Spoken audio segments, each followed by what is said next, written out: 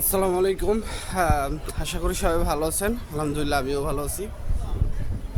তো আপনারা সকলেই জানেন যে আমাদের বাংলাদেশ পররাষ্ট্র মন্ত্রণালয়ের থেকে যে বৈঠকটা হওয়ার কথা ছিল, সেই বৈঠকে হওয়ার পরে একটা নোটিশ আকারে এটার আপডেট অনলাইনে দেওয়ার কথা ছিল। তো আপডেটটা আলহামদুলিল্লাহ দিছে, কিন্তু এই আপডেটটা হচ্ছে আমরা যে আপডেটের মধ্যে মানে এই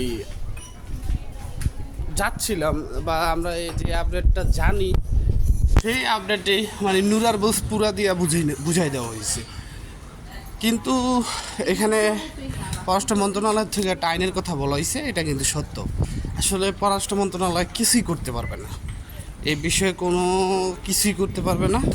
ঠিক আছে, তো দেখেন আপনারা সামনে কি করবেন। তবে আমার মনে হয় যে এখন যেহেতু এরকম একটা সিচুয়েশন হয়ে গেছে, সামনে যদি আপনারা কিছু করেন, এটা বড় ধরনের কোনো কিছু হতে পারে, হয় আপনাদের জন্য ভালো, না হয় আপনাদের জন্য খারাপ।